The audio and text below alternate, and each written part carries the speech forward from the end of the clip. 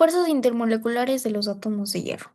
Toda la información utilizada ha sido sacada del siguiente artículo científico, el cual está en una revista con cuartil Q2. Ahora, para la relación energía-fuerza, se debe explicar que la fuerza que sienten los átomos de hierro es la derivada negativa del potencial respecto a la distancia, donde podemos ver aquí.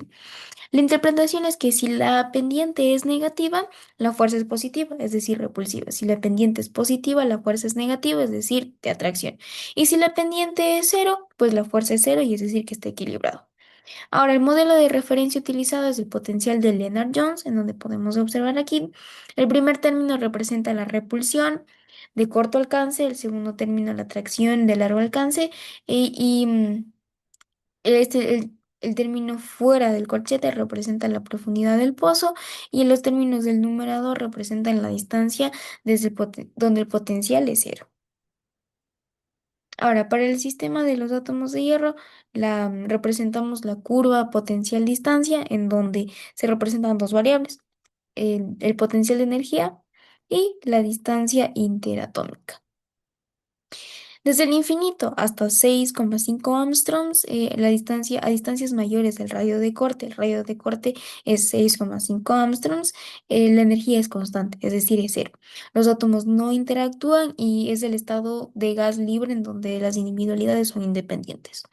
De 6,5 angstroms a 2,48 angstroms es la zona de atracción, en donde al disminuir la distancia, la curva desciende en el eje de energía, es decir, se vuelve negativa. Y en el punto de equilibrio que aquí podemos observar es 2,48 angstroms, es el fondo del pozo. El artículo nos valida la información de que a esta distancia la energía es mínima, lo que corresponde a la posición de los primeros vecinos en una red cúbica centrada en el cuerpo. Ahora, de 2,48 Armstrongs a 0 Armstrongs es la zona de repulsión, en donde si intentamos comprimir el hierro más allá de cero, del radio igual a cero, la curva sube casi verticalmente, como podemos observarlo aquí, y la energía se dispara debido al traslape de los electrones de las capas internas y la repulsión de los núcleos cargados positivamente. Ahora, la fuerza es la pendiente negativa del potencial. Dependiendo de la distancia, las parejas de los átomos de hierro experimentan distintos cambios. A lo largo de esta distancia, donde mayor a 6,5 angstroms, la fuerza es nula y como mencioné anteriormente, se comporta como un gas en donde la red neuronal se desvanece y los átomos no tienen influencia mutua a una distancia de alcance medio de 2,48 a 6,5 angstroms. La zona es atractiva, como lo expliqué, y los electrones de valencia del hierro comienzan a deslocalizarse. Esta atracción es la que mantiene unidos a los átomos en los cristales del hierro.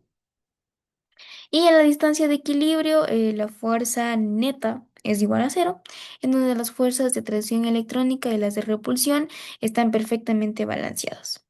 Y la distancia de corto alcance, que es el radio menor a 2,48 angstroms, existe una fuerte repulsión, en donde domina el principio de exclusión de Pauli, en donde los electrones de la capa interna no pueden ocupar el mismo espacio cuántico. Em, en el artículo nos menciona que esta fuerza es crítica para calcular la formación de intersticiales, donde cuando un átomo de hierro es forzado a meterse en un hueco muy pequeño, lo que eleva drásticamente la energía del sistema. Ahora, la descripción microscópica de los cambios de fase, podemos mencionar que dependen del balance entre la energía cinética y la energía potencial en el pozo que podemos observar aquí. En la fase de condensación, es la fase gaseosa de que pasa de gas a líquido, en donde los átomos de hierro se mueven a altas velocidades y están más allá del radio de corte, como podemos observarlo aquí. Y al enfriarse, su energía cinética disminuye. Cuando un átomo se acerca a otra y su energía no es suficiente para escapar, queda atrapado por la fuerza atractiva del enlace metálico. Los átomos empiezan a agruparse y permaneciendo cerca, pero aún con un movimiento errático. En la parte de solidificación que podemos ver aquí, Al seguir bajando la temperatura, los átomos pierden la libertad de deslizarse unos sobre otros. Las fuerzas atractivas los obligan a encajarse en los puntos de mínima energía del potencial, como podemos ver aquí, en donde forman una red cúbica centrada en el cuerpo. Y en la parte de sublimación que tenemos aquí, que pasa de sólido pues a gas, ocurre cuando un átomo de la superficie del sólido recibe un impacto energético tan fuerte que su energía cinética supera la energía de cohesión.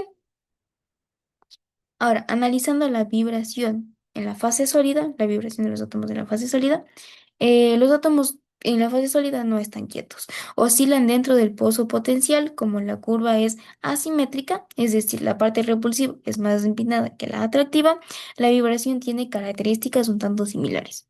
A distancia mínima, la distancia mínima es el punto de máximo acercamiento. Debido a la fuerte repulsión de Pauli, el átomo choca contra una pared muy dura y la distancia es apenas un poco menor a 2,48 angstroms. La distancia máxima es el punto donde el átomo se aleja más antes de la atracción metálica y lo jala de vuelta, en donde como la pendiente derecha es más suave, el átomo puede alejarse un poco más de lo que puede acercarse. Y en el control de masas de la oscilación, debido a la asimetría mencionada, el punto medio, es decir, entre el punto mínimo y el punto máximo, en el centro del pozo, no es el centro del pozo, sino que se desplaza ligeramente hacia la derecha, como podemos observarlo aquí. em, a medida que aumenta la temperatura. Este fenómeno es la causa microscópica de la dilatación térmica del hierro. Ahora, en la colisión de la fase gaseosa, podemos observar que en el gas los átomos se consideran individualidades libres que prácticamente no chocan y la distancia mínima de acercamiento durante una colisión depende directamente de la energía cinética de los átomos. Si los átomos tienen poca energía, rebotarán apenas toquen la parte repulsiva. Si tienen mucha energía, es decir, a alta temperatura, pueden subir más la pendiente repulsiva de la izquierda, logrando una distancia mínima menor de ser repelidos por los núcleos. Ahora, hablando de una descripción microscópica en las fases con efecto de la temperatura, tenemos que en la fase sólida, en el estado más denso, los átomos de hierro están confinados en el fondo del pozo. Como podemos ver aquí, están atrapados en el fondo del pozo. En Al aumentar la temperatura, los átomos ganan energía cinética, pero no la suficiente como para poder escapar de este pozo. En su lugar comienzan a oscilar, es decir, a vibrar. Como podemos ver aquí, más o menos es una vibración así, donde empiezan a vibrar. Debido a que la curva es más empinada a la izquierda que a la derecha, la fuerza repulsiva de corto alcance patea el átomo con más fuerza que la atracción en el enlace metálico. La consecuencia microscópica de esto es que el átomo pasa más tiempo en el lado derecho, es decir, en la zona atractiva del pozo. Esto causa que la distancia promedio entre átomos aumente, provocando la dilatación térmica. Ahora, en la fase líquida podemos observar que a medida que la temperatura alcanza el punto de fusión, la energía térmica se vuelve comparable a la energía necesaria para superar las barreras locales del potencial. Los átomos tienen ahora suficiente energía para saltar del pozo a otra zona. Em, la consecuencia microscópica de esto es que las fuerzas atractivas actúan de forma isotrópica, es decir, en todas las direcciones, permitiendo que los átomos de hierro se deslicen entre sí. El sistema pierde su rigidez, pero mantiene su cohesión, como podemos ver aquí. Y ahora, en la zona gaseosa es el estado menos denso, en donde cuando la temperatura es extremadamente alta, la energía cinética de las individualidades supera con creces la profundidad del pozo de potencial. Los átomos se mueven a velocidades tan altas que el pozo de potencial, que era 2,48 angstroms, es casi invisible la mayor parte del tiempo. Las individualidades viajan principalmente por encima del nivel de energía que es cero, es decir, por esta zona, y la mayor parte del tiempo los átomos están más allá del radio de corte. como podíamos observarlo anteriormente. Ahora, solo durante las colisiones las fuerzas entran en juego. Debido a la alta temperatura, las colisiones son violentas, es decir, los átomos penetran profundamente en la región repulsiva. Y la consecuencia microscópica de esto es que el sistema se expande ocupando todo el volumen disponible. La densidad es mínima porque las fuerzas atractivas ya no pueden atrapar a los átomos. Como podemos observarlo aquí, los átomos siguen escapando. Muchas gracias.